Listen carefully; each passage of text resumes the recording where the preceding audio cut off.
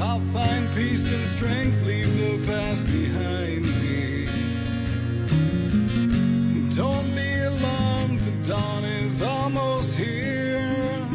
I just want to sing sad songs till the break of dawn with the guitar rolling me.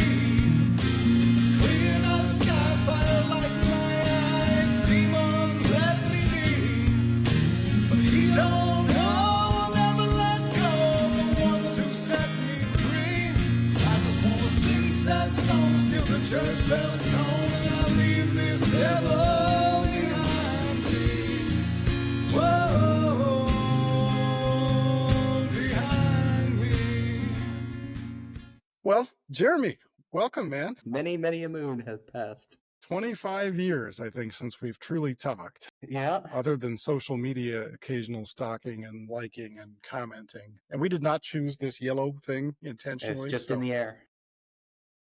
I don't know if May had like a yellow color awareness month, but so yeah, the May episode, Jeremy, you have one of the most resilient stories that I think I've heard. And your story isn't just like, oh, one bad thing happened and you worked through it. No, because then you had like the on top of that bad thing that led to another bad thing. And then it was like, no, we're good. And they're like, no, just kidding. Here's some more bad things. Yeah. A series of unfortunate events type scenario. So to get started, we'll roll through it. Yeah, let's hear the story, man. Yeah, the precursor to all of this that isn't obviously the bad thing was the ending of my first marriage. We had been married for, background, Air Force veteran, in-flight refueler on a KC-135, the best airframe there is. So during my tenure, several combat missions over Iraq and Afghanistan. Unfortunate position of the in-flight refueler job is the only time you're doing your job, you got to be away from home. So, when you're at home base, of course, you're doing training missions, but that's not really where you get to do your stuff. You do an awesome wide range of things, coronets, aircraft, fighters across the ocean, doing aeromedical evacs through the Pacific and through on the eastern side as well. So that being said, first duty station, I remember obviously grew up in Portland, Oregon. I spent a decent amount of time as your neighbor, and joined the Air Force 2003, right out of 2 weeks after high school, to see the world, and got stationed at Grand Forks, North Dakota. So that's that gutsy. awesome. And again, you joined in 2003, so we were at war. There wasn't like some like, oh gosh, am I gonna ever? I joined in 99, and you know me, I was a hippie back then. I didn't kind of expect that I would be going to war. I just thought, well, what's worst case scenario, Bosnia? No, but you knew what you were getting into, man. So thanks for doing that, by the way. Yeah, it was actually part of the delayed entrance program. Part of that is, I think, you're familiar with the story. We don't need to go in the back. We both know where we came from, but I was ready to get out of there. So junior year, I actually signed up for the delayed entrance program in 2002, and I was just chomping at the bit to get away. So yeah, there was something, I'd like to say it was completely, altruistic, but obviously you join, there's perks to joining as well.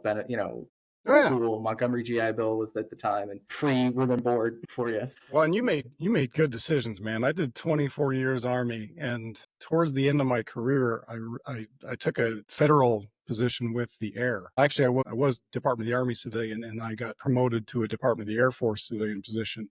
And I showed up, man. Sorry to talk this, but this is my Air Force story. I showed up, and everybody was freaking super nice to me. Like, oh, welcome aboard, sir. Hey, how do you like this desk?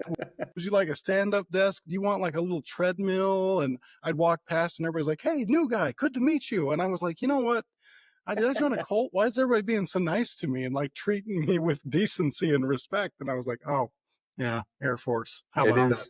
It is the chair force. Yeah, there's something to be said. And there's those that really fight against it, that try to make themselves out to be more of a badass in the Air Force than they are. Don't get me wrong, PJ, CCT, there's plenty of badasses in the Air Force, but most of us, we join the Air Force for a specific reason, and that is because, like, when I go TDY somewhere, I'm looking at how many stars are at the hotel that I'm staying in. So So I don't want to disrespect because I have to say I was with a fighter wing and I gained a whole new level of respect for like the tenacity, the perfection, what the maintainers do, what everybody that runs flight line has to do. I mean, that is an operation that is so efficient and there's so many processes built in and operationally very difficult, man. Like that's being And that's a low level mechanic is stressful as crap.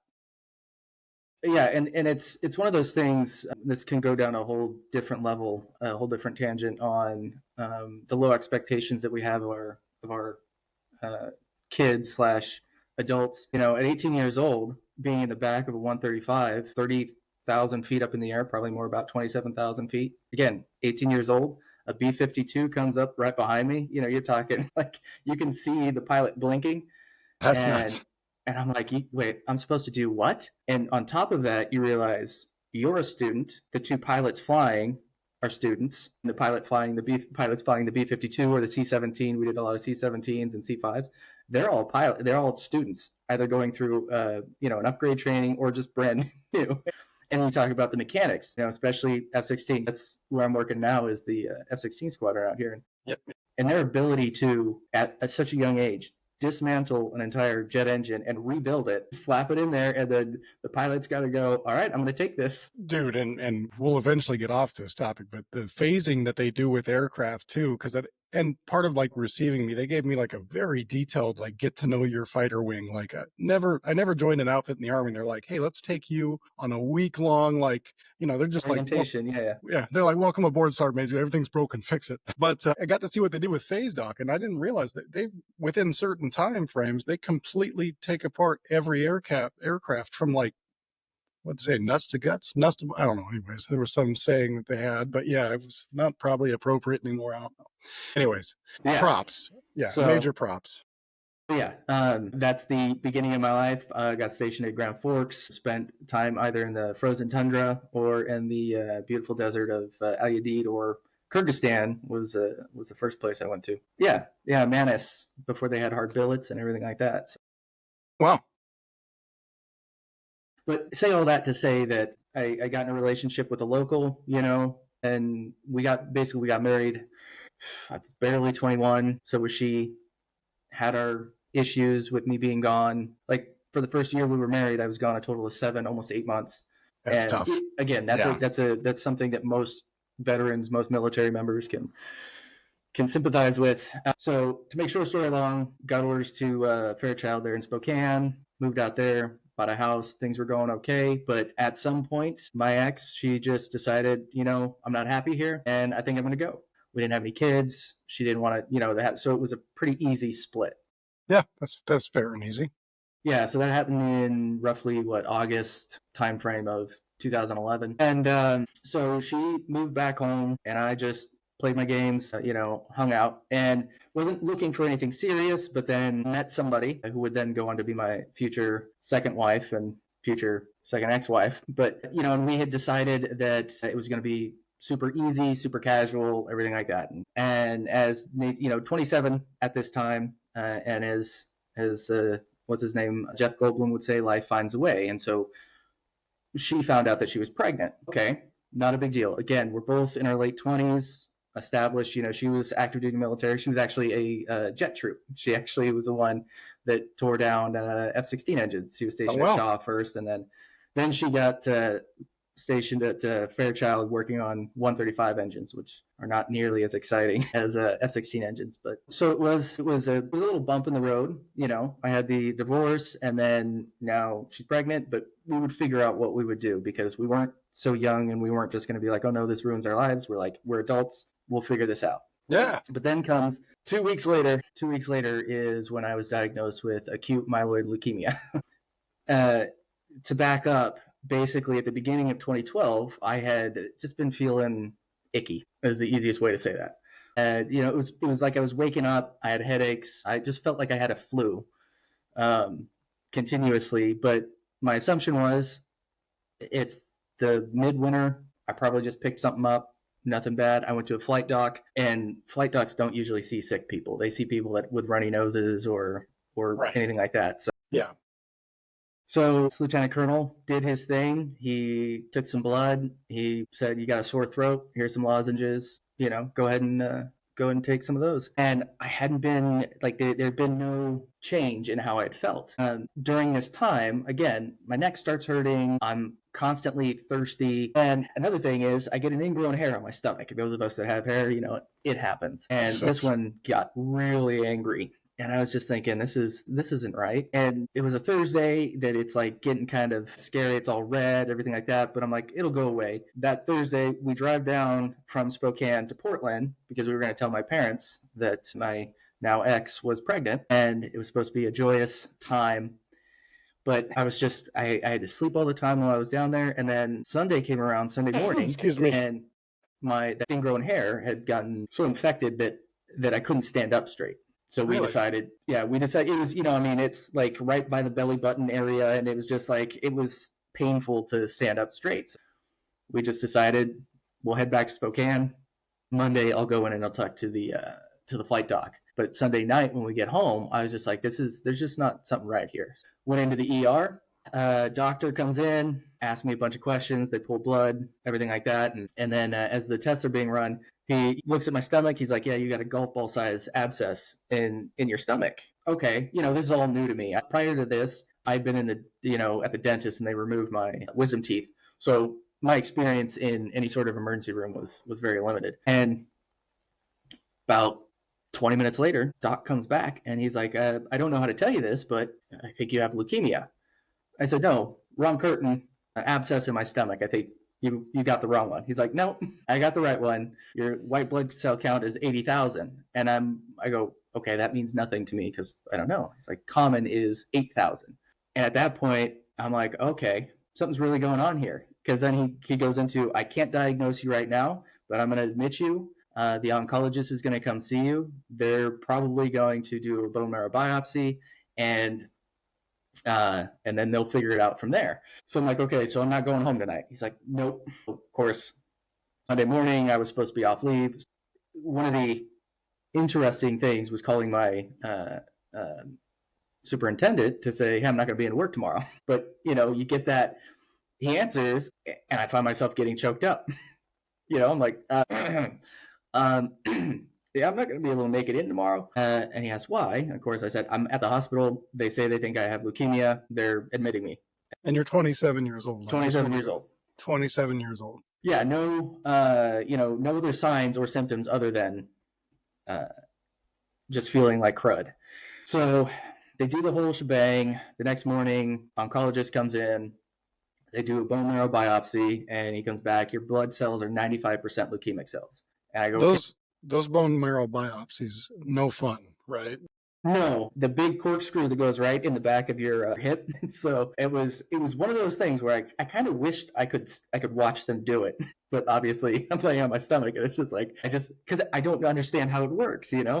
But yeah, so they came back, said it was 95% leukemic cells, and they needed to start chemotherapy right away. So this is by Wednesday. I'm in the hospital, and they're So getting me. in terms of leukemia, if you don't mind, just because I want to make sure people are tracking that 95,000, that 95%, I mean, that's pretty aggressive. Right? Correct.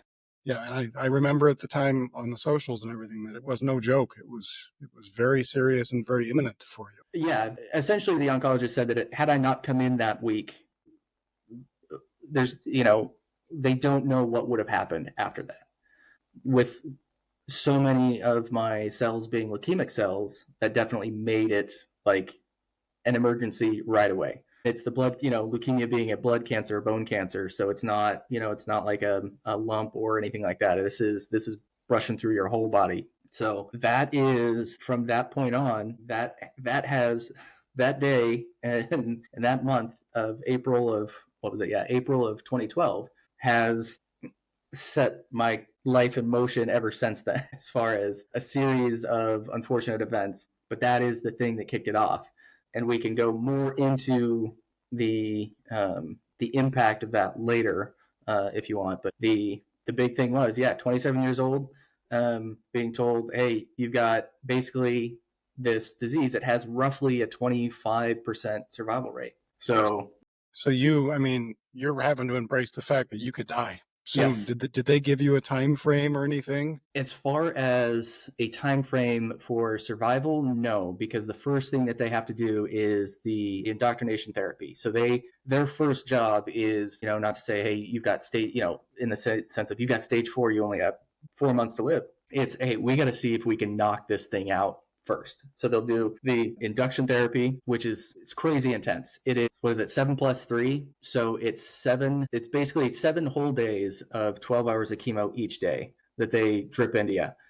And because what they're literally trying to do is kill you, kill all your body, everything like that. So that's horrible, right? I mean, if you don't mind, sorry to keep jumping in, but I really like to hear that chemo process. That just sounds terrible. So And I do understand it is. You're really killing yourselves. I mean, that's the goal, good and bad, right? For the most part. yeah, exactly. There's no other way around it. Like they have to kill you to bring you back. And it was an interesting experience in that I had only seen on TV or through conversation with people who have known people that have gone through chemo.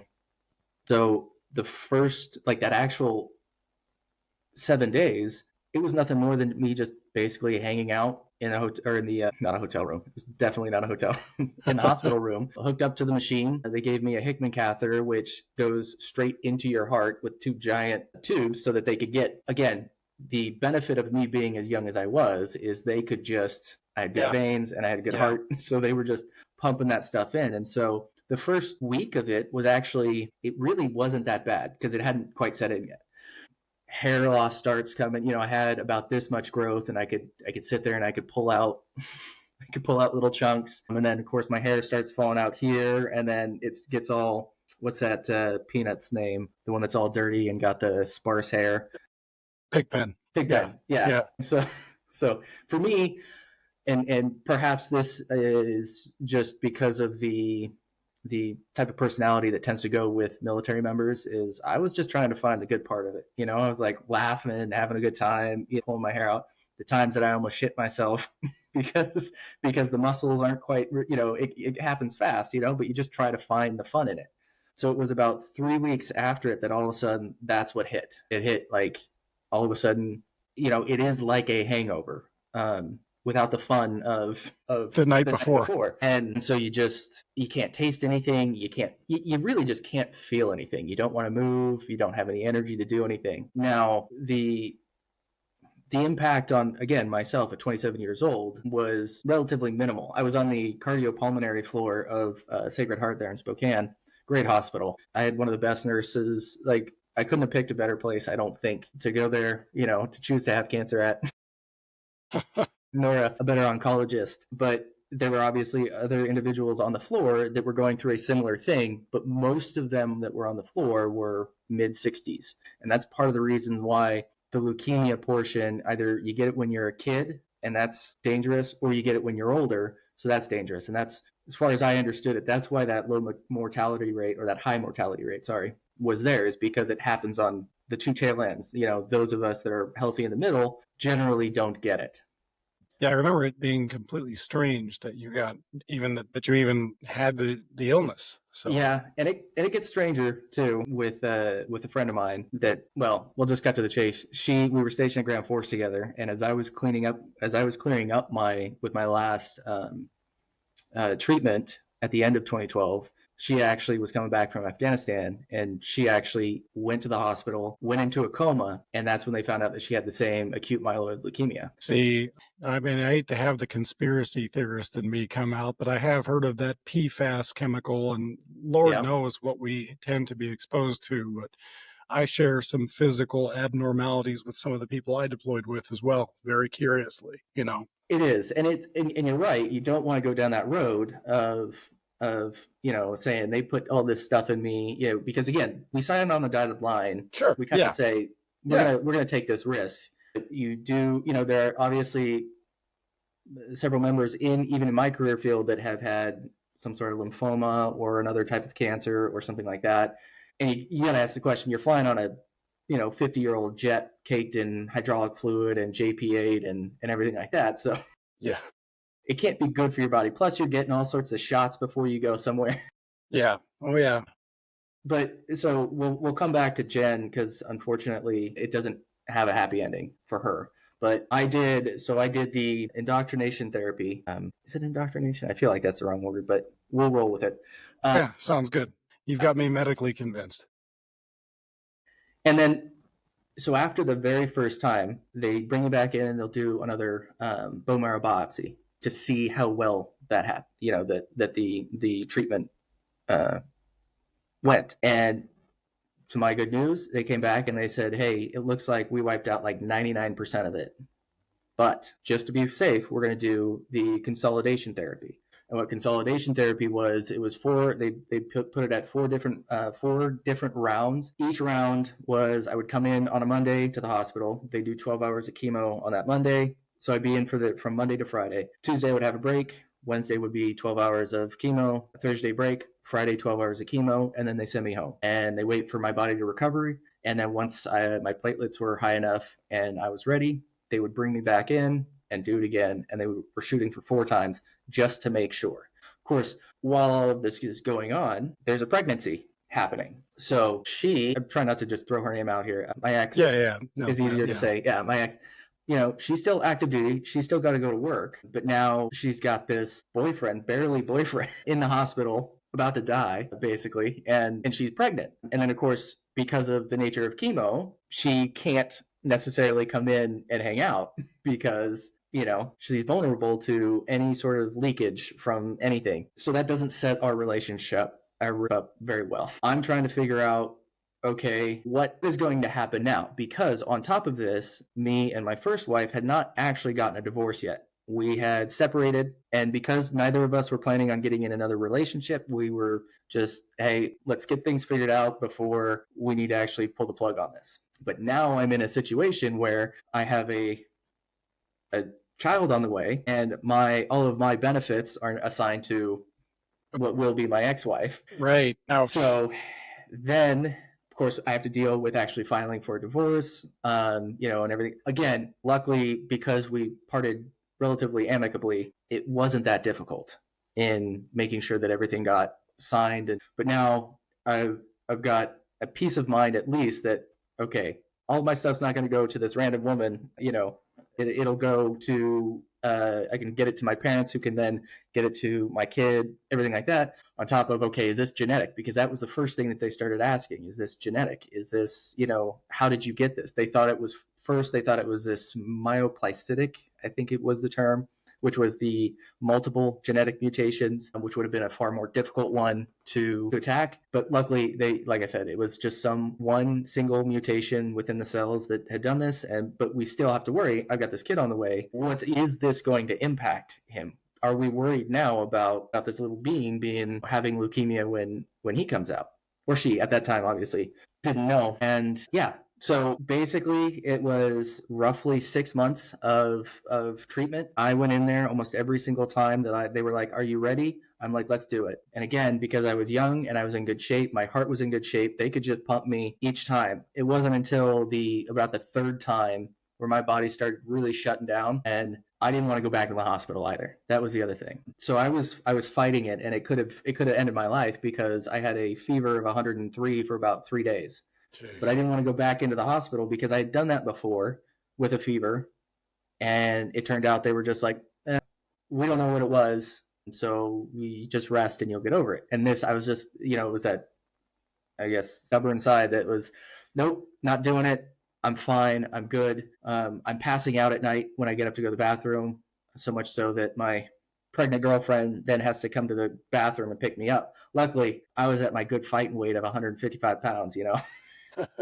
I had lost a good amount of weight. I looked like, basically, I don't have a very good picture of me in all my glory, but I looked like powder. It was glorious. You know the movie Oh Powder? yeah, yeah, yeah, Yeah, yeah, yeah, yeah. that was me. Frail and Yeah, completely white. absolutely. Yeah.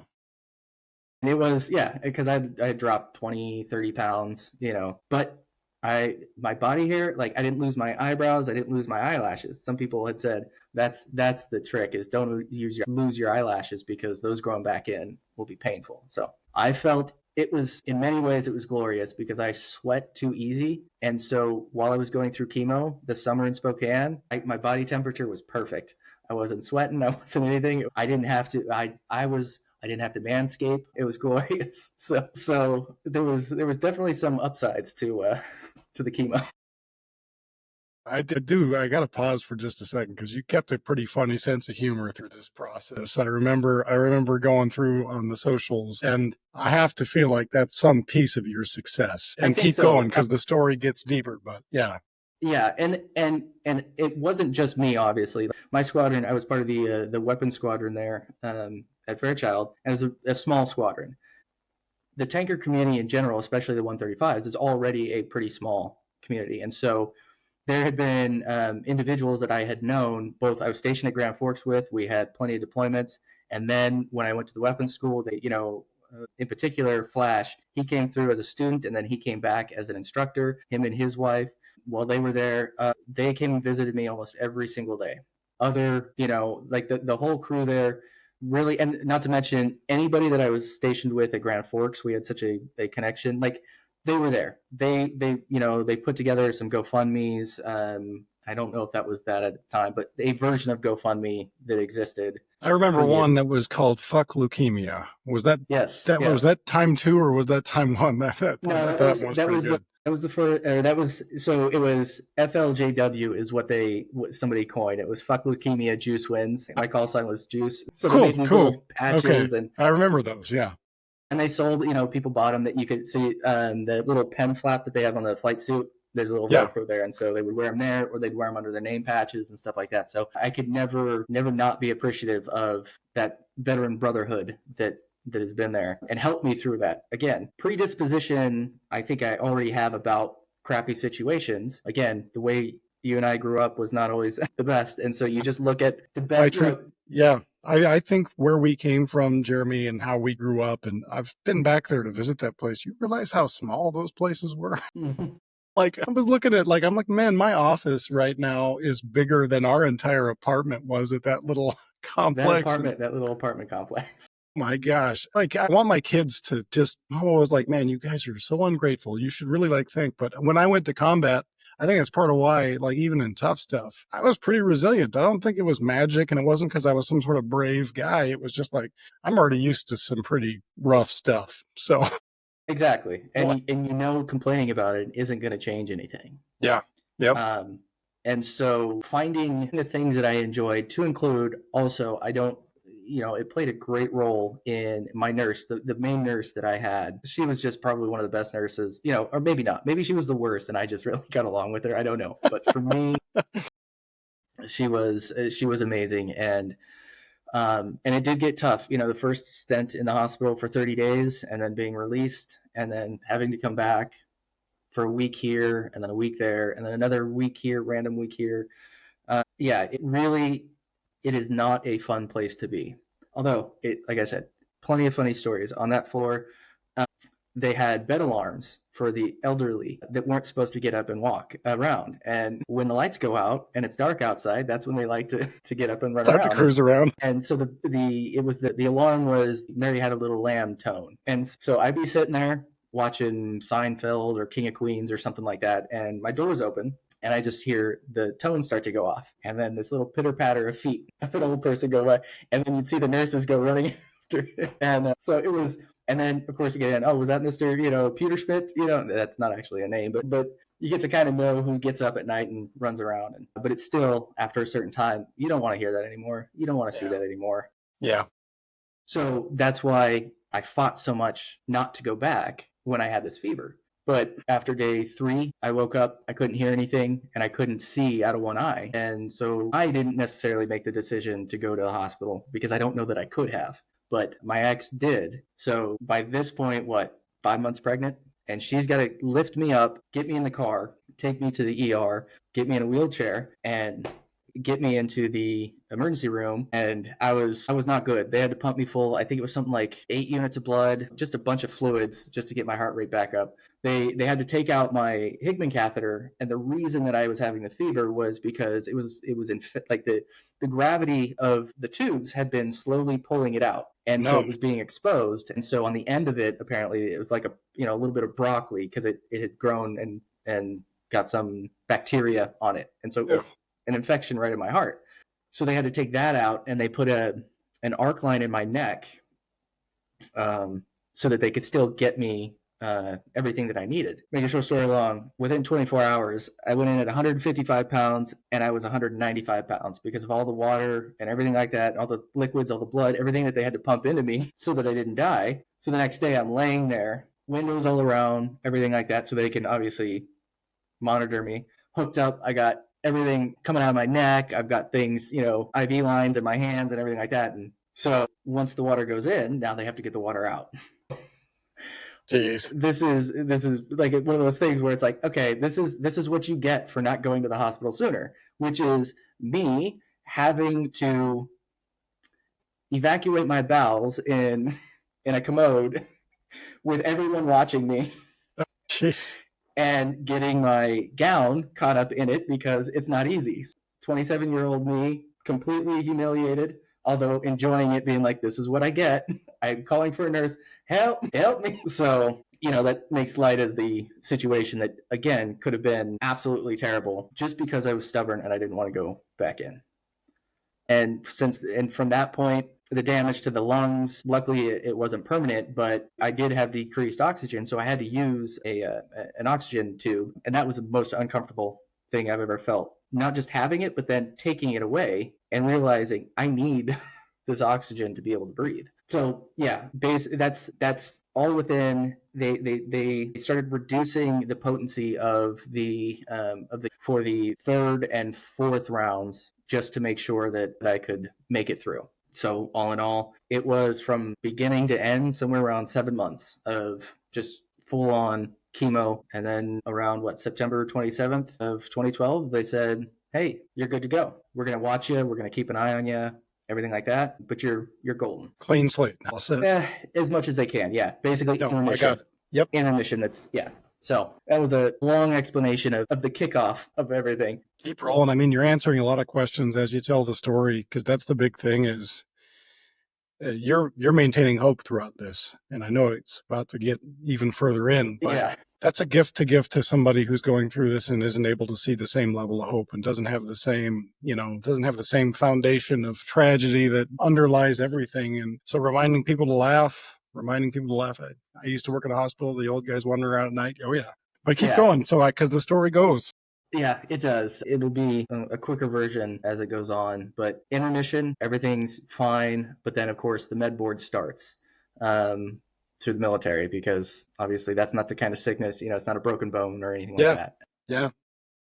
And in November of 2012, my first son is born. And we're dealing with, we're on the tail end of all of this stuff, but trying to get excited about my son's birth it was I don't want to say difficult thing, but that's probably the only way I can describe it, in that I wasn't in control of my emotions. I wasn't in control. I mean, I was literally just being killed for 6 months. And so my recovery from that, they can never tell you, every individual is different on how they recover, what their time frame is and everything like that. But you have no energy, your emotions are all over. And so I'm having relationship issues with, because it doesn't seem like I'm present, and I'm trying to say I'm present, but I'm not present. Like, Right. And it's nobody's fault. It's just the nature of how everything goes. And I don't know if the Air Force med board process is as messed up as the Army one is, but I got med boarded in 2013, and it was a horrific process.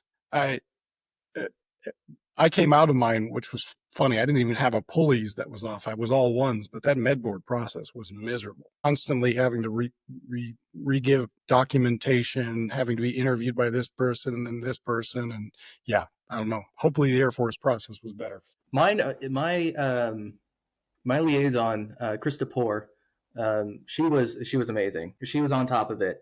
And maybe it was just because my case was so cut and dry as far as what had happened. Yeah.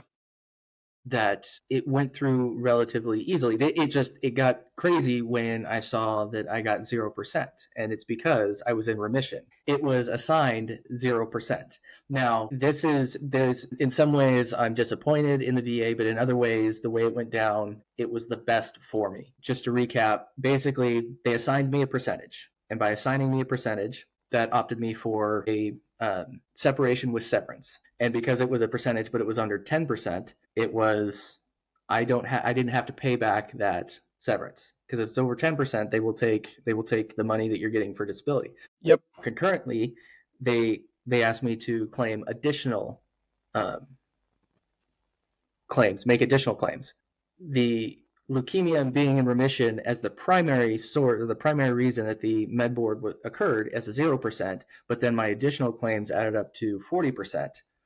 So I got 40% without having to pay back that severance, because it wasn't part of the initial reason for the med board. That's actually pretty awesome. That's a halfway decent outcome. Yeah. Yes, and there is a percentage. It is service related, so if leukemia ever comes back, obviously they can adjust that percentage to meet the need. So, like I said, when you first hear it 0%, you're kind of like, but in the end, it seems reasonable. But the med board process itself wasn't really very difficult, and maybe and part of that is also because I was already just in the hospital and all of my stuff was there.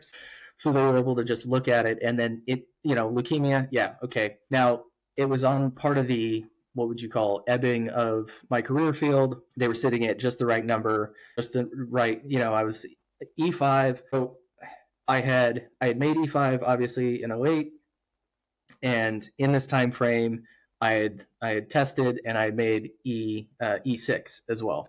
Did you? I did. In the midst of all that, that's awesome. Yeah, during the test, this is like, again, this is the whole thing, is dealing with, okay, done with chemo. Now, it was always the offer I didn't need to go back to work. I didn't need to do anything. I could take whatever time I needed. But the problem with my squadron was there were only 4 boom operators. And every student sortie, when we flew with the pilots who were training to be weapons officers, every student sortie required 2 aircraft. So you needed 2 boom operators to fly every student sortie. If I'm not working, they're already down to 75% manning. And one of the other boom operators was the senior enlisted leader. So he's got meetings he's got to go do.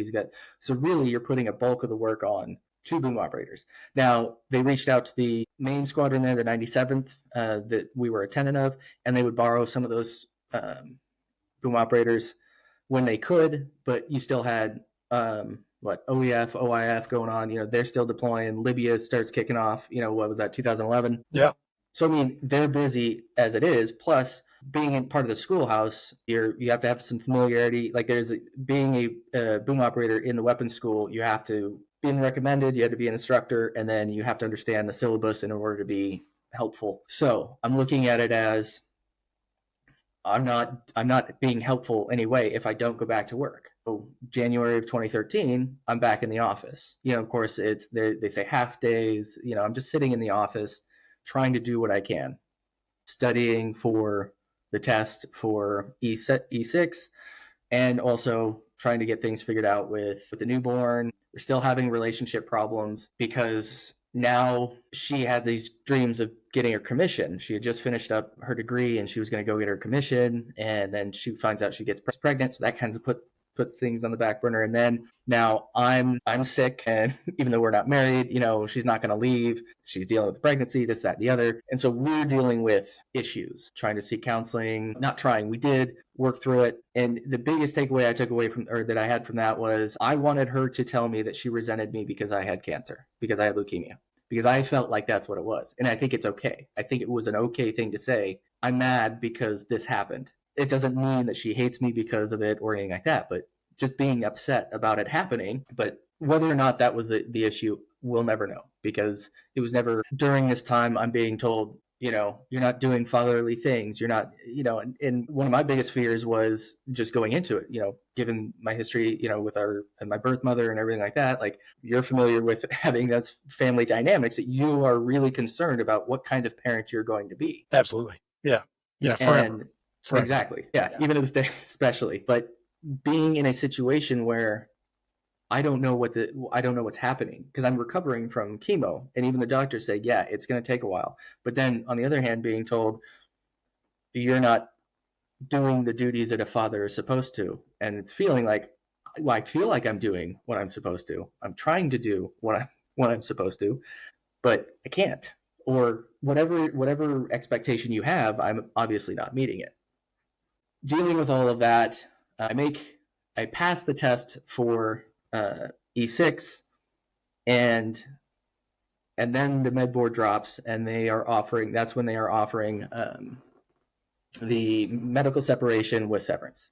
Now, by this point, we're talking just a year past my last chemo and everything like that, and I'm feeling fine. Like, there's nothing visibly wrong with me at this time, and I'm thinking, okay, if I requested that they put me back to flying status, it's entirely possible that they will. However, my time at Fairchild would be done. It's time for me to PCS somewhere else. But I'm not deployable anymore because I still have to go and have checkups every 3 months to make sure everything is good. So most likely they will send me to the schoolhouse in Altus, Oklahoma. And my ex and I weren't married at this time. We were still just dating and trying to figure out this thing.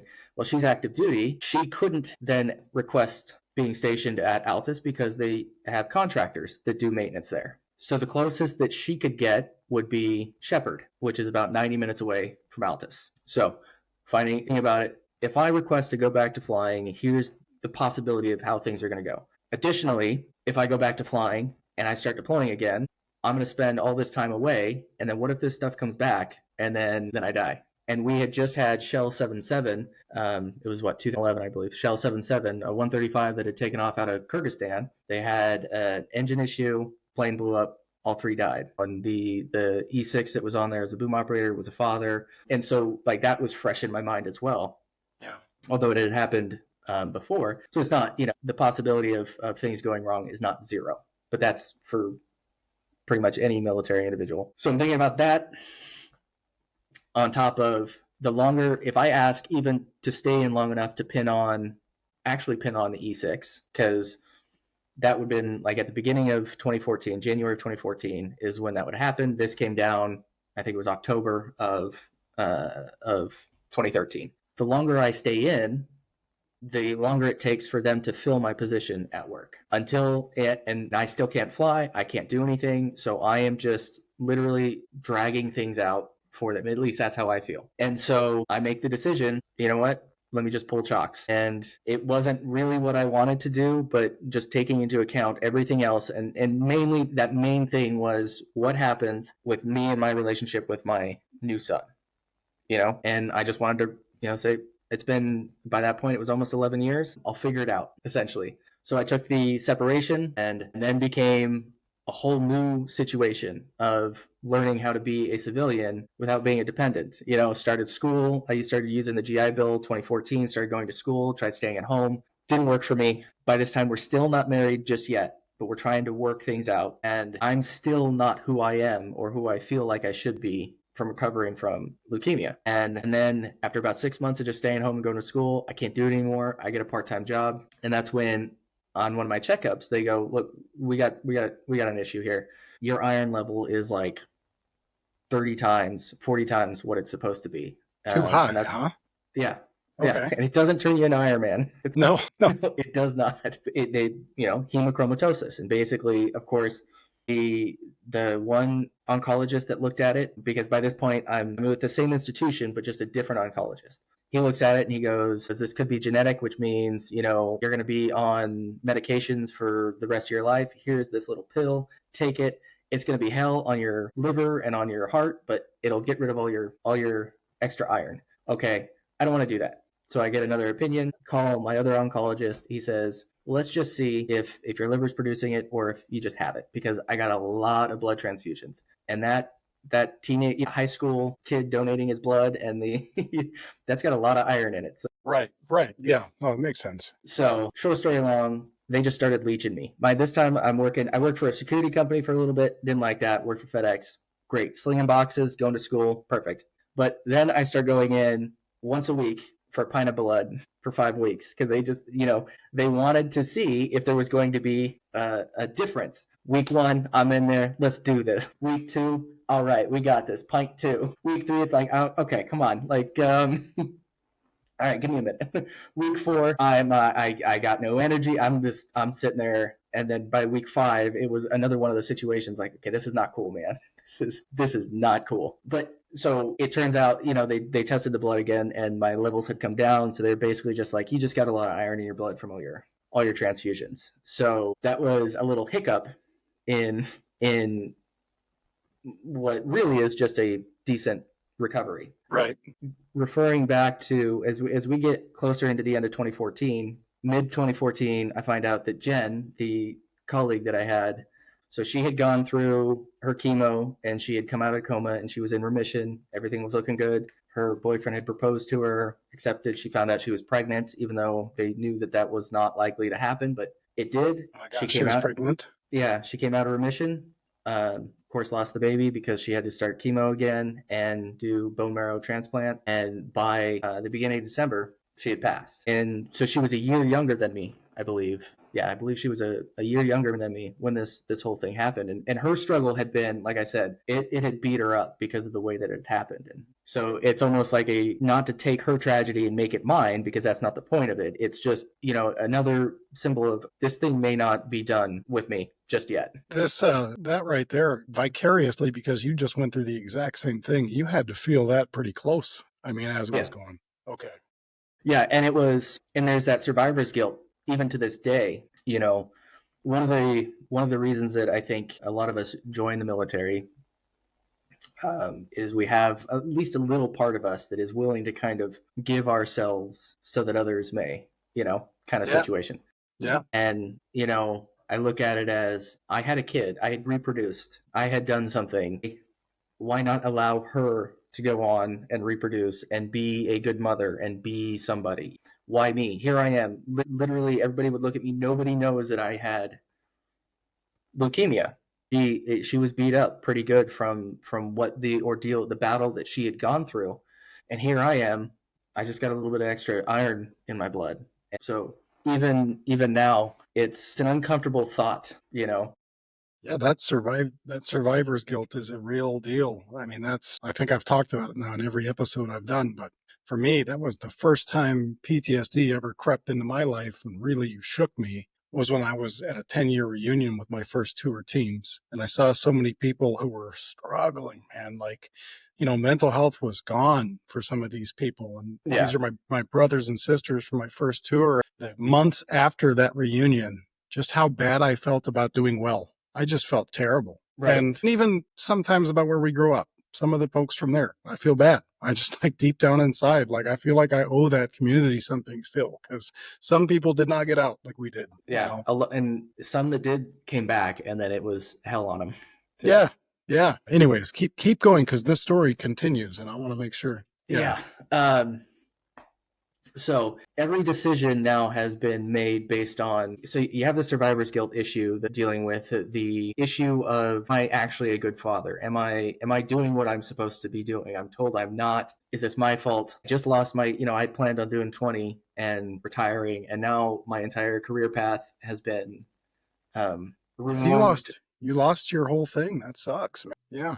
And then trying to decide what's next. I had a house in Spokane. How am I going to keep this house? What am I going to do? Again, using the GI Bill for at least that first portion was the plan. Like I said, every decision spurs from the fact that something happened to me that I didn't have any control over. And because that's the other thing that I think of a lot of. I think there's a marked difference between if I was making bad decisions and something bad happened to me, it's almost like, again, just like going to the ER. I made the bad decision to not go to the hospital when I should have, so I'm paying for it. But there's a whole different level of contemplation that goes on when something happens to you when you have no control over that. No, dude, you didn't smoke, Marlboro for 50 years and then get lung cancer. Yeah, I get it. Exactly. And Yeah. so I oftentimes joke about writing a book of, how cancer didn't change my life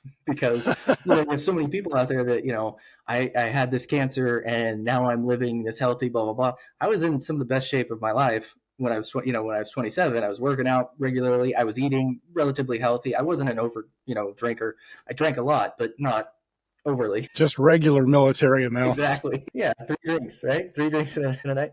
Um, but so there's nothing like you said. If I had been smoking and I got lung cancer, okay, cut out smoking. I got to cut out all this stuff. Why did I get leukemia? They go, we don't know. So what do I need to change to keep it from ever happening again? They're like, you have the same chance of getting it again that you had before you got it. So making any sort of life adjustment is nearly impossible. But it's also in the back of your head, and this is where that adjustment anxiety disorder comes in. I've got petechiae on my feet, and I noticed those before I was diagnosed.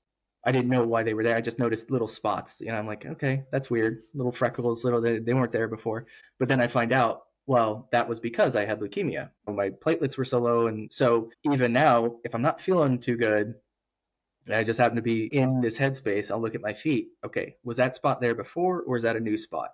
I don't know. I'm trying to remember the constellation of petechiae on my feet so that I can compare it.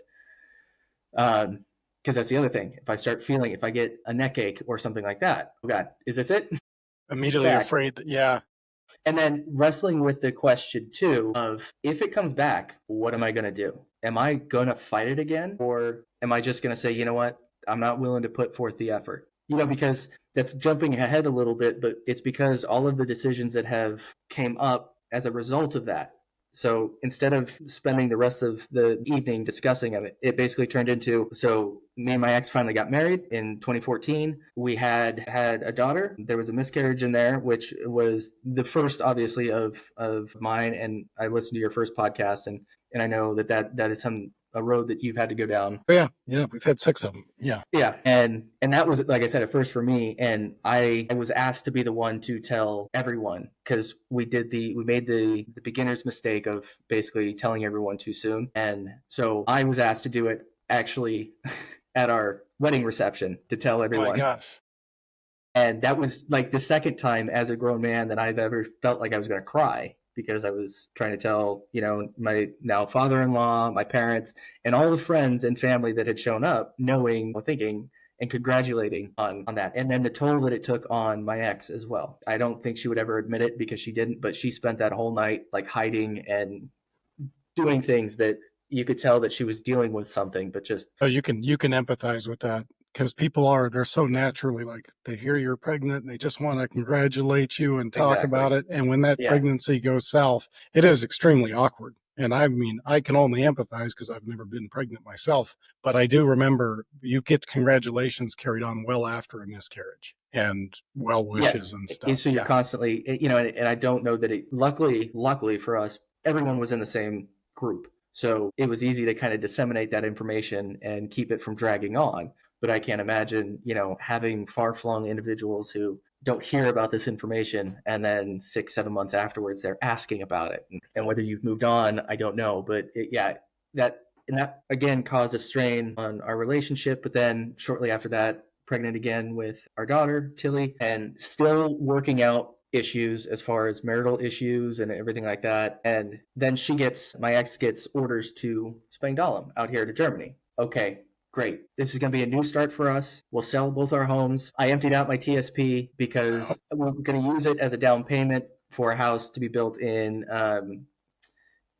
Boise area, in Meridian, because that's where she was from. So we were going to come back and eventually end up there. Side note, yeah, that was obviously not a good choice either. It'll happen. It'll happen, Yeah. man. I I do actually, not have that house. The house did get built, and it shares a backyard with her twin sister. So in the divorce, I did not want that house. yep, nope, makes sense. So anyway, making the sacrifices, and obviously there's no reason for me to stay here while she goes.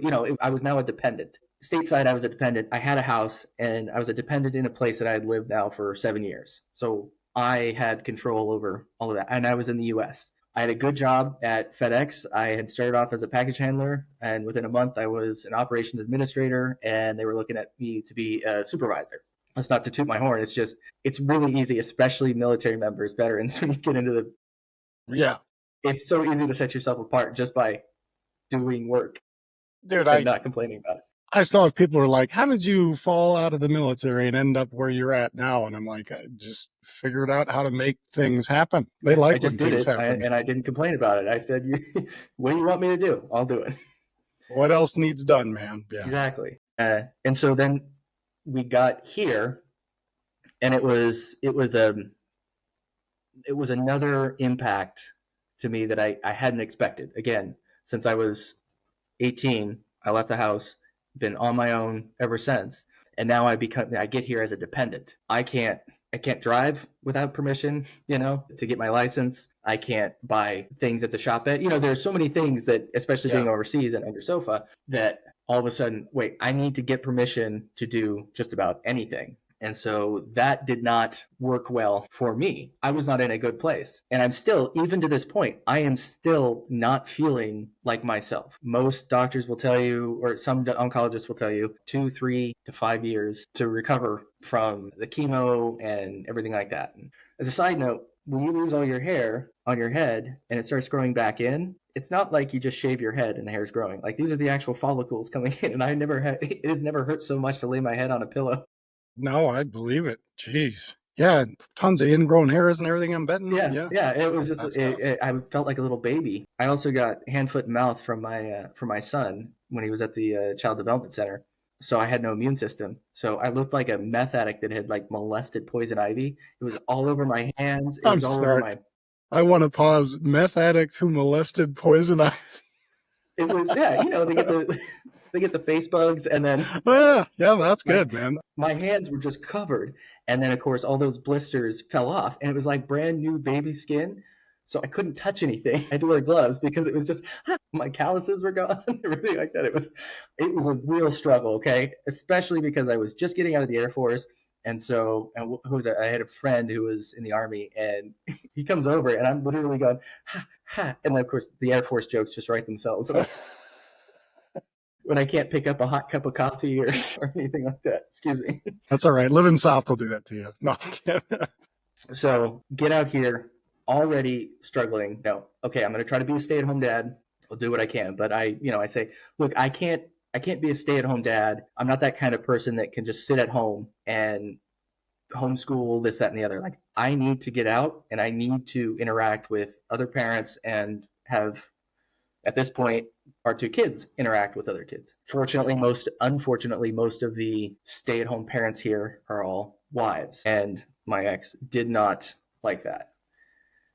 And I wasn't perfect during our tenure. There was plenty, but we started new here, and it really got me. I'd have dinner made. I was a good housewife for the most part. I cleaned, dinner made by the time she got home from work, and she was always on the phone with her family. And then she went straight into schoolwork. I'd asked her not to do schoolwork, or excuse me, not to start schoolwork since we just got there. Let's figure things out. But she did anyway.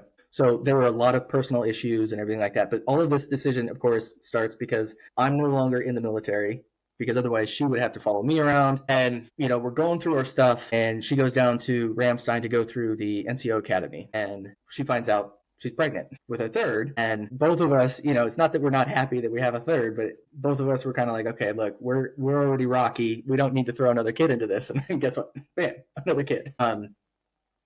And by this point, I say, I need to get a job. I get a job as a contractor. Before my youngest was born, basically, she came up, look, you need to make me love you again, or we're going to get a divorce. And at that point, it's like, okay, cool, we're going to get a divorce, because I can't make you love me again. I wasn't perfect in the relationship. She wasn't perfect in the relationship, but there's, the missing of trying to actually work things out. And there's you don't make people love you. That's like, Exactly. that's the very bottom line with me. People love you or they don't love you, but you sure can't force it on them. Exactly. And so we have the situation now as a dependent and a newborn on the way.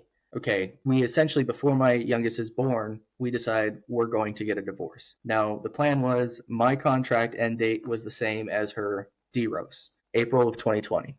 We'll write it out here.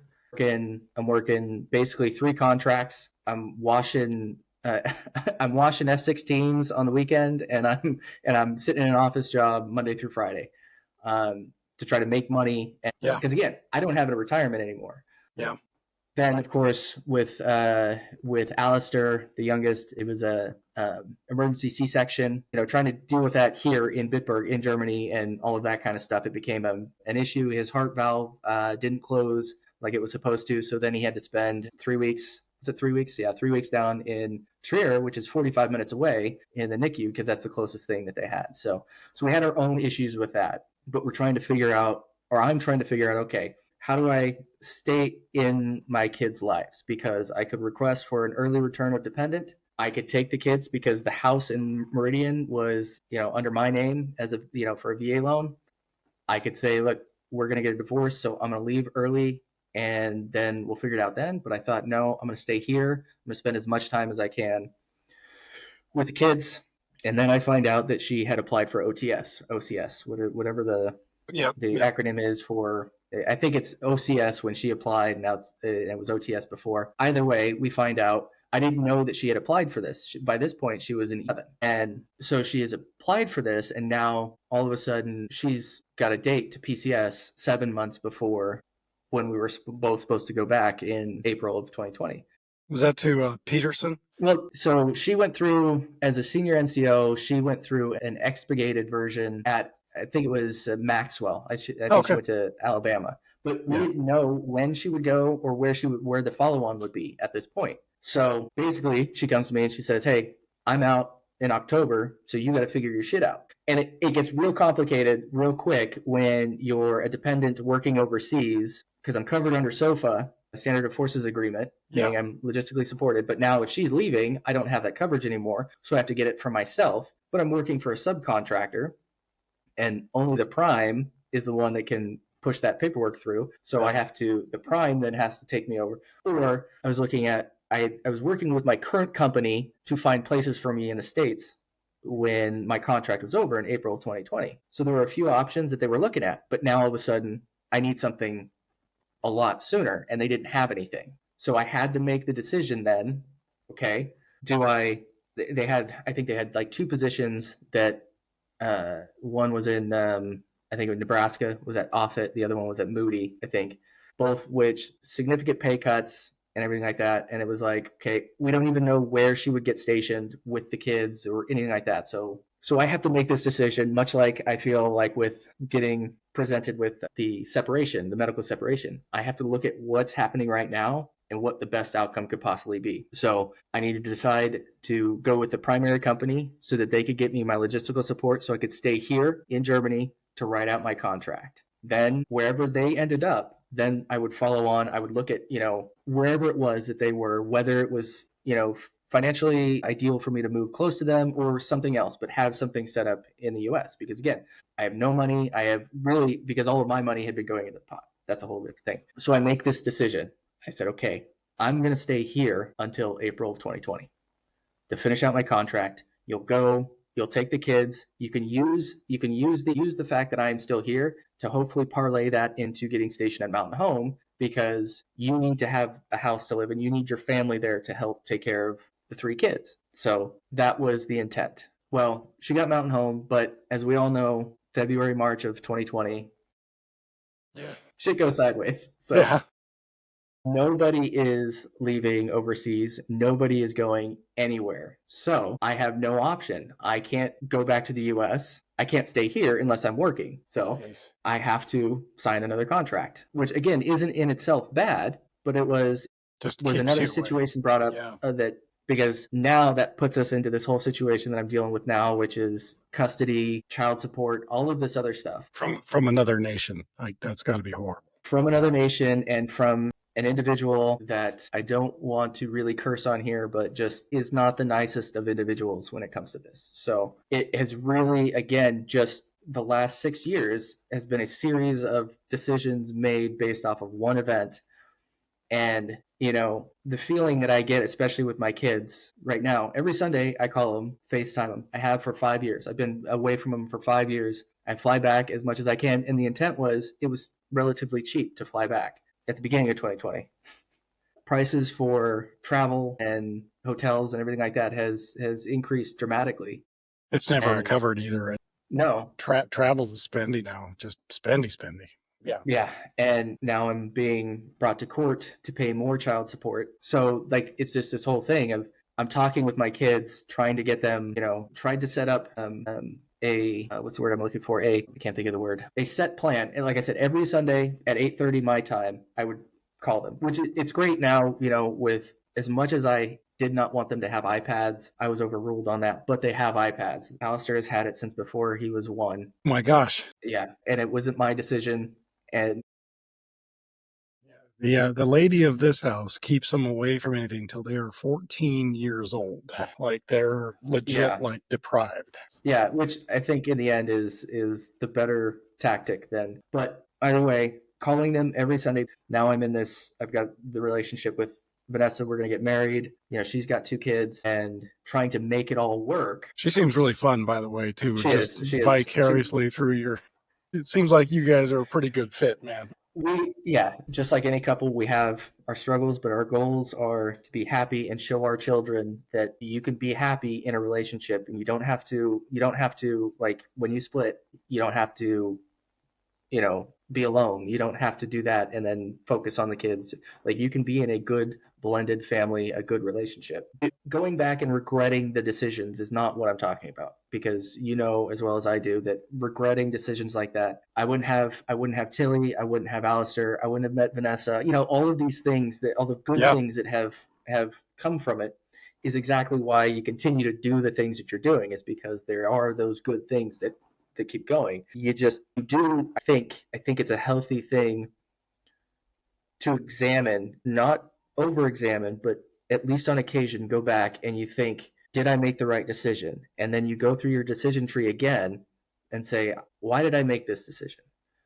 I remember again, even when I said I was staying here and I was talking to my dad and he didn't agree with me. He thought I should just cut bait and go to the US until I told him, okay, here's why I am doing this. And as much as he could understand, he said, okay, I get it. I understand why you're doing it. And not that you have to prove to somebody else why you're doing it, but to yourself, No, going and through and saying, I did this because why did I do this? Why did I make this decision? Was it the right decision? I don't know. It was the right decision at the time and I made it. I need to figure out how to continue so that doesn't become the wrong decision that I made.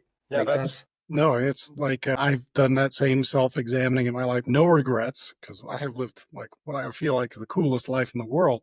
But I've also made some really stupid decisions along the way, like really stupid ones. Like I got married before my first tour. Mm-hmm. We're Facebook friends, so I don't like disparaging her either. Right. But it was dumb. I mean, we were just kind of joking on smoking a cigarette at the Hyatt hotels when I was working security. She was front desk. We're like, let's get married. That'd be funny. So got married, watched all my first deployment money just like Right out the door. I'm like, where'd that money go? That's no good. I had another man's baby waiting for me when I got back. I mean, it was, Right. and again, no judgment because we were young and dumb, right? Exactly. So that was one where you certainly look back at your decisions. You make more serious decisions about really heavy stuff like marriage. And then I moved a lot. Now, I don't mind moving a lot because whatever. I'm kind of a vagabond, but at one point I'm like, oh man, I've got like 4 kids and a wife that's following me on this grand You said adventure. I think it was on one of the previous ones that you picked him up and moved him somewhere for about a year. Yeah. Yeah, we went from Iowa to Utah for a year, back to Iowa for 4 months, back to Utah for a few years, back to Wisconsin, and then to where we are now. Now we've actually lived here longer than we've ever lived anywhere. This is our officially longest home, and I think Green Bay is our forever home. But yeah, while I don't regret the outcome, dude. There was some hindsight being 2020. There were some emotional decisions being made rather Yeah. rashly. You know what I mean?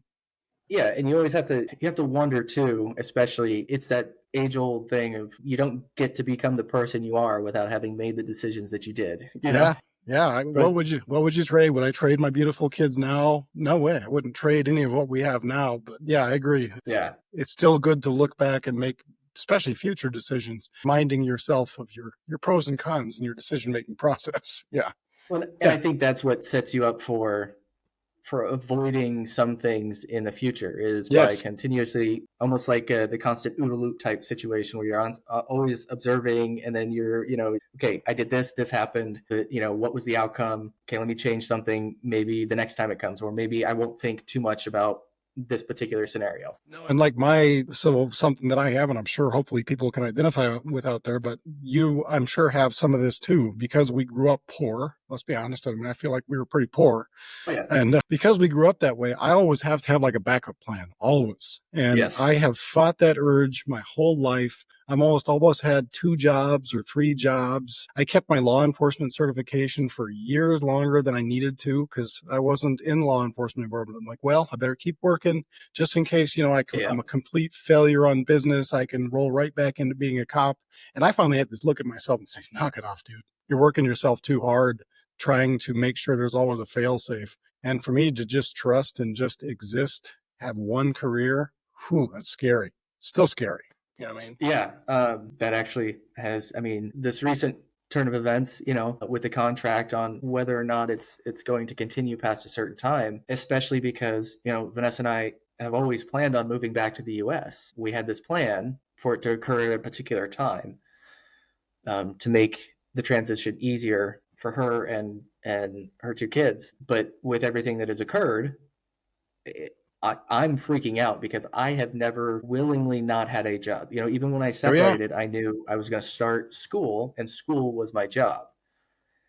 And so, talking with my company and hearing what they have to say, but also, you don't want to say too much that I'm looking at, some jobs, and I don't want to be caught in a situation where I have no job. So if you don't mind, I want to, you've got this wonderful like way of being resilient. If you could talk to somebody who's been in any of your situations, dealing with marital issues, post-marital issues, dealing with being diagnosed with cancer out of the blue, like what's your big takeaway? What's your big thing? How do you do that? How do you survive that? And how do you end up so successful like you are now? Because let's be honest, beyond everything, you're a very successful person at the end of all of this. I'd like to think so, master's degree, got a nice, I'm holding a TS clearance, so I haven't messed up.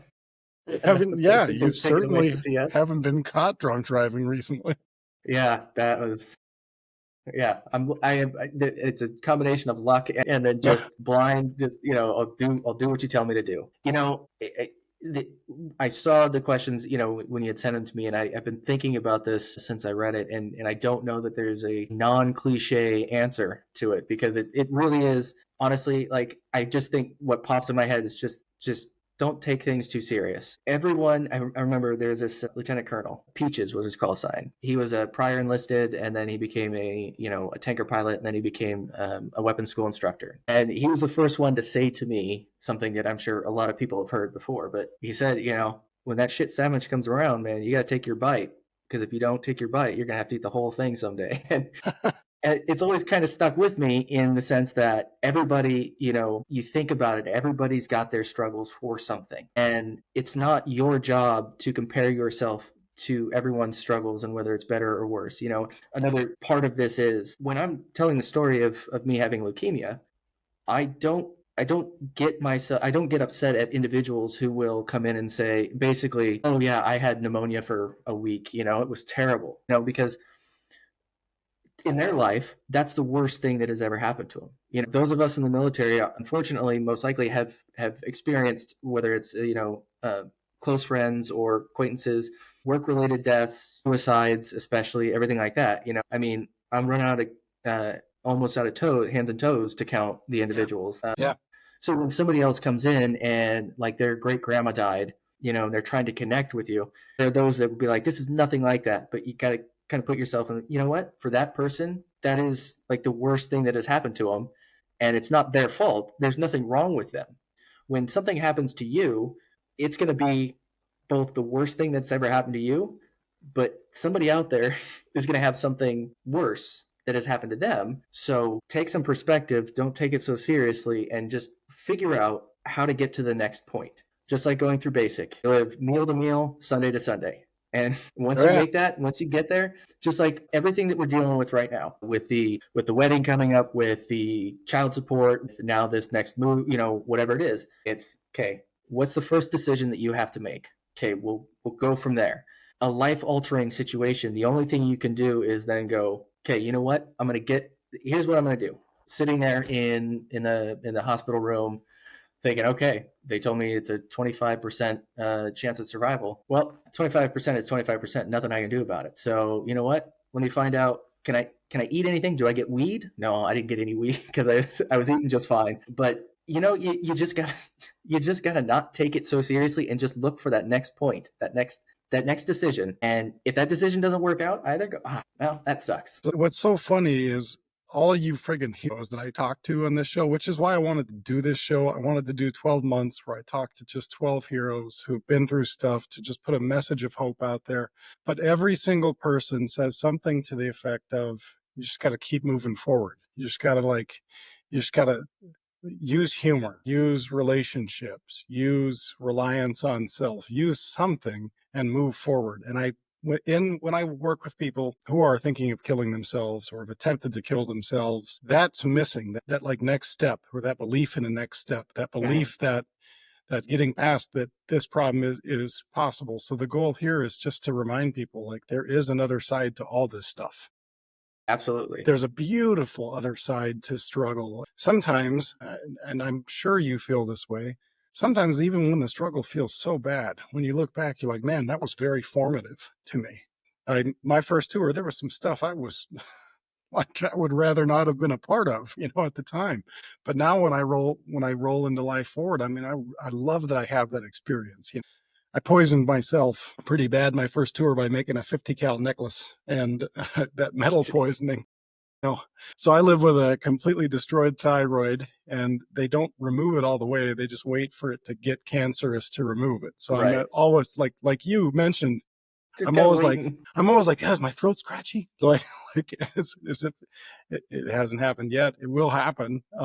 And I'm the same way. I just keep humor through it, and then yeah, that's the same story. Every one of us, like survivors, have this ability to just. And you said you're breaking it down into like small elements there. So instead of trying to go the whole football field, you're just trying to get a first down, or you're just trying to Yep, get a good exactly. first play, and then you're thinking about the next play, and you're staying positive. And I know humor's got to be a part of it, man, because I see you're a funny dude, For some people, it comes more naturally, especially being self-deprecating man.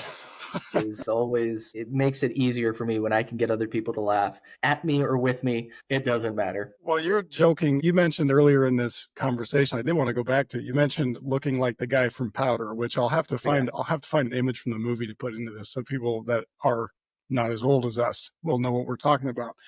But I And have I'll get you. Sorry, go ahead. oh no, I have this image in my head of you looking like that. It breaks my heart. And like the fact that I'm sure at that moment when you were in that fragile of a state, you were making jokes about it. That's very positive to me because I don't know if I put a lot on how big and strong I am. I've never been in a situation where I've not been big and strong. Yeah. And I wonder, I would have to take some of your advice and I would have to try to be funny about it if I wasn't big and strong, you know? Well, it's funny you say that because our mutual friend slash brother Jesse, He's always been uh, big and strong. he's always, and when it came to our clashes, and again, mine and his relationship is 180 degrees from when we grew up, and a lot of it is because, of course, there's when you come to reality and you realize the situations and everything like that. Like we're good. We talk roughly every 2 weeks or something like that, and Him and I have been reconnecting recently too. I've been trying to more. He's probably the best friend I ever had, truthfully. Even and though, as you know, we had clashes too, like pretty nasty ones. yeah, exactly. But that's where you have a good friend though, is like you can have these clashes and then you Yeah. come back and you don't hold it against them. So growing up with him, obviously, big German dude, me not so big. I had to fight back any way I could, to include just being some weird things and and whatever. Most of it was disarm, fighting from a point of disadvantage. So I had never even thought about, like you just saying, you've always been big and strong, because of course that's you, Mike. Mike's always been, oh hey, it's Mike.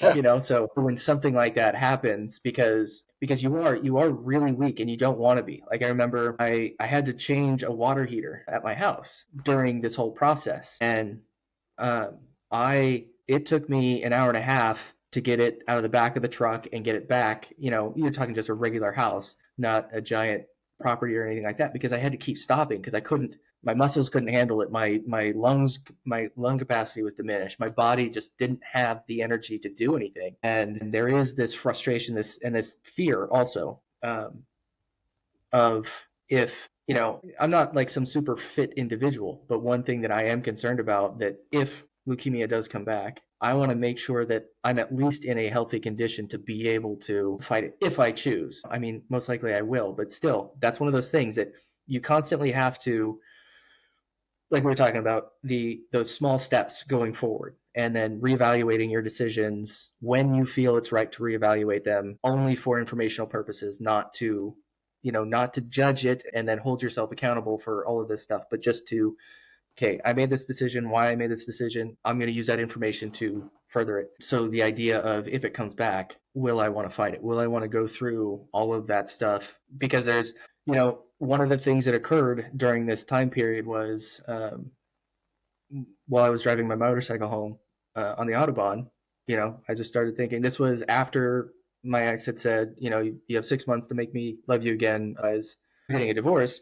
I'm thinking, you know, if I just don't turn as I'm going, I'm going fast enough. I'm not walking away from this. But I don't even have to try. I just have to not think about it. I just have to think and put my mind somewhere else, because I'm on a motorcycle on the Autobahn. And at that point, I actually, when I got home, I decided I wasn't going to ride my motorcycle on the Autobahn anymore. But then thoughts started creeping up, even on the old switchbacks back here, because just because it's not on the Autobahn doesn't mean some kid with an Audi isn't going to try, Yeah. going 160 kilometers around here. And so eventually it got to a point where I just didn't ride it, so I sold it, because I knew if I got on it, I didn't know if I got on it, something would happen.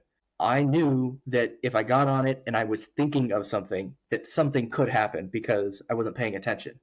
And that was, it's like, I don't need that. That's not something that I'm not saying not to have these thoughts, because that's the other thing too, is Yeah. sometimes I think you need to have these thoughts so that you can talk yourself, you think about it as opposed to repress it.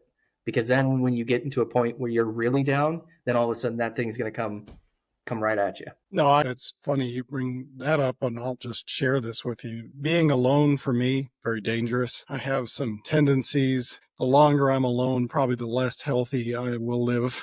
Like that's almost a guarantee. Like I need my wife or somebody in her place. You know what I mean? But regardless, I need somebody around me, and I'll find myself, I will naturally want to push myself into being alone as a way, but that's all. Yeah. That's a way to put myself into dangerous positions, like guaranteed. And I fight that all the time. So I have to force myself, part of this podcast, part of like working with veterans as much as I do, is I force myself to be social and to be in social situations for the exact reason that you sold the bike. Because by nature, I just want to go be by myself. And that always leads to dark leftover places of our youth. And so it's an unsafe thing that I protect myself from, because that's when my thoughts will come in. And that's when, things get dark, is when I let myself go be isolated. That's why when I was deployed for COVID, that isolation was horrible for me. Like Yeah. I'm deployed, and yet we're like living this gated off life, you know what I mean? And not being able to really talk to people or that was tough, really tough. Yeah. Yeah. Yeah. There's this, I just thought of this idea of, having the TV on while you're at home, kind of situation where I personally, I like I try to think about this like you, like I have a tendency to kind of just be alone. And there are parts of me that really like just kind of being alone or being by myself, but I don't necessarily like being alone. Being in a relationship with somebody, I can see how it can be difficult for them, where I'm just like, I'll just sit down in my room and play a video game. I'm not much of a gamer, but I'll play Yeah. or watch something. But I don't want to be alone, but I don't necessarily want to be sitting up here watching Love is Blind Germany. But at the same time, how is she feeling? You know, she's feeling alone, even though I'm in the house. For me, it's a, hey, you're in Yeah, the house. It's like having the TV on. You know, the TV's on, somebody else is in here. So in a similar way, I have to force myself to say, no, I'm going to put this stuff down. I'm going to go up and I'm going to sit and I'm going to try to engage. And then usually I get kicked out because I'm making stupid comments about something. But good. Then you've done your piece, and you can disappear for a while. yeah, but that tendency towards being alone, I think, like you were talking about, you start to go to the dark places, and I think maybe you're exactly right that the experiences from our childhood of that type of thing, that's why we're kind of pushed to that. Yeah, yeah. Wired a little goofy, man. Yeah, I tried being an alcoholic. I know this sounds bad. I tried being an alcoholic. It just didn't work for me. I couldn't, you know, my dad being a recovering alcoholic and Becky and everything like that. I thought it would be a cinch, but I think because I didn't drink until I joined the military. Yeah, I yeah. remember you saying something about that. Similarly,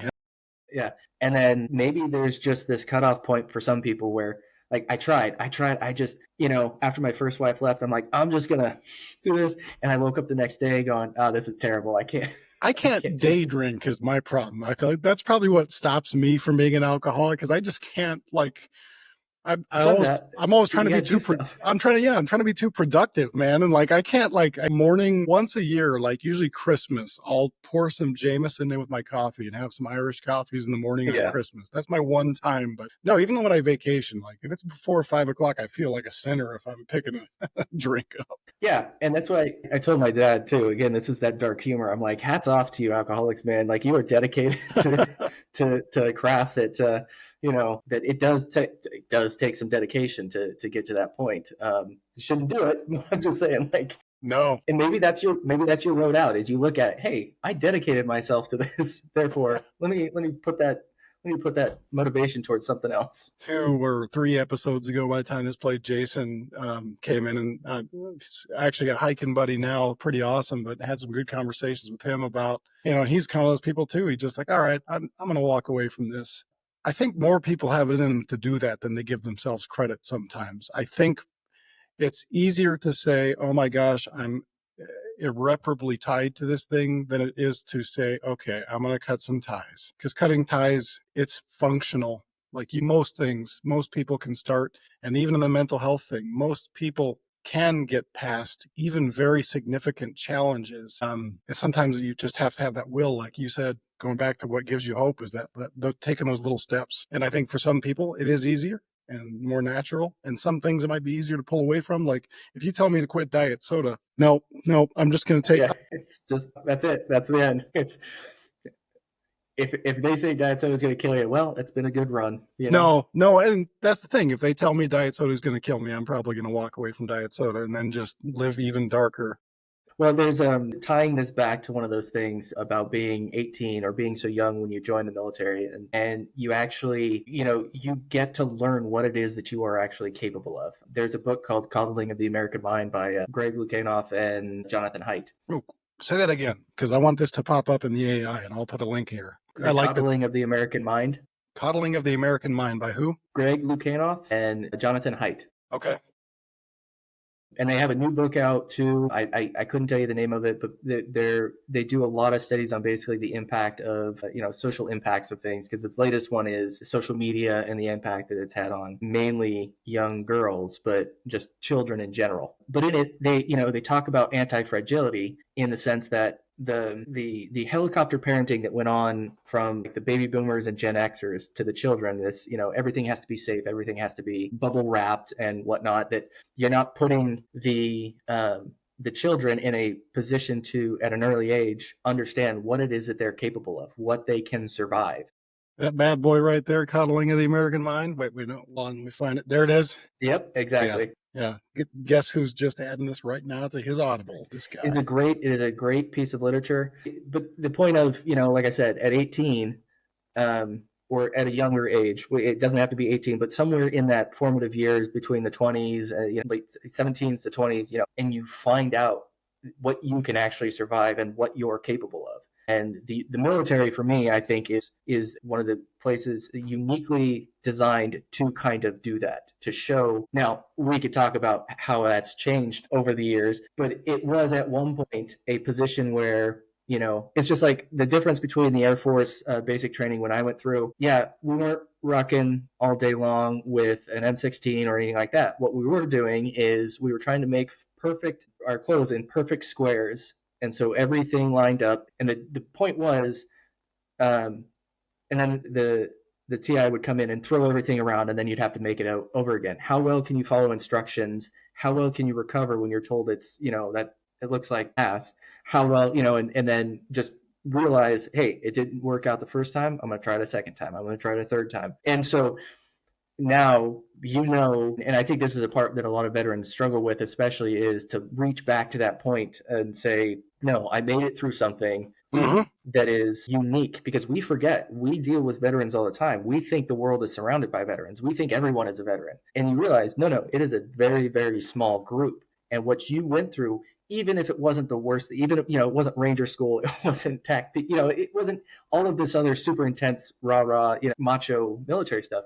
What you went through, just in general, is something that most people will never even experience a fraction of. Yeah. And you pull on that, realizing, oh, I can do something. I can get myself out of this hole. And we don't teach, or that's not taught so much anymore. No, and again, that's where that lack of hope, and that's I'm glad that's like a perfect place to wind it back to, because that's all of what this is being able to self-actualize in the world requires, like, you have to know it's possible. Because I used to arrest a bunch of people. I always tried, everybody I ever arrested, I tried to have a long talk with. I tried to talk about hope and where life was going to, like, what do you want to be when you're 50? Like, what do you want to have? And a lot of people, they can't answer that question because they don't believe that they can do it. They just feel like they're stuck in something because they've just, like you said, they've never had to cross hard things. I make my kids, this may be like mild child abuse, so I'll just put it out here for the entire internet to hear, but I make my kids go do some uncomfortable hikes with me sometimes. And I'm like, we're going to be uncomfortable. The temperature is not going to be ideal. We're going to sweat, we're going to freeze for a bit, and we're going to go push through. And, my kids benefit from that. My oldest, my daughter, she really struggled with some mental health stuff when she was younger, and just being confident in herself. We put her into Taekwondo. She made it up to a brown belt, learned this like mental toughness. And now she's a cross country runner that smokes it. And that's because she can just mentally hurt, for a few miles. Nothing about running cross country is comfortable. From the moment that you start until after you're done, it's uncomfortable. And being able to be uncomfortable and pushing through to the end of it, that's a huge win. And I think everyone in the military has that. I cried my eyes out basic training, 17 years old. I did not belong there. I was, I'm a lover, man. I'm not really like a fighter. That first night in the barracks, and you can hear all, dude, what did I do? What decision did I make? Looking out the window like I'm in jail. I'm actually intentionally in jail. This sucks. I chose this. Signed up, did this. Yeah.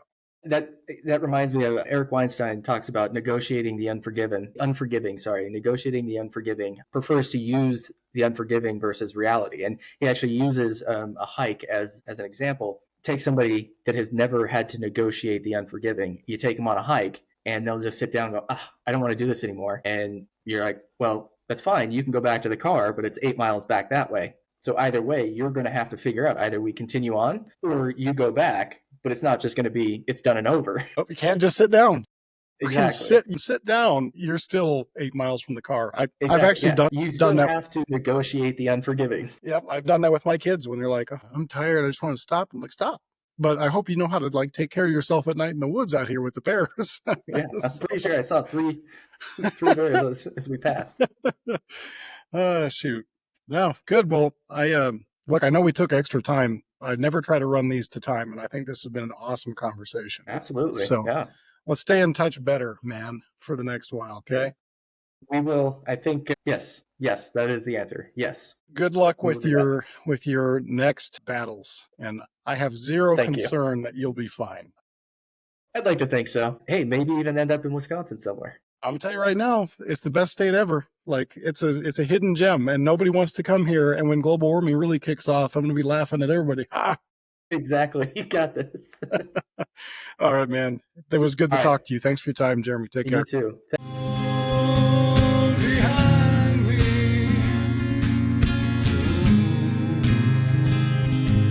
behind. I just wanna sing sad songs till the church bells tone, and I leave this devil behind.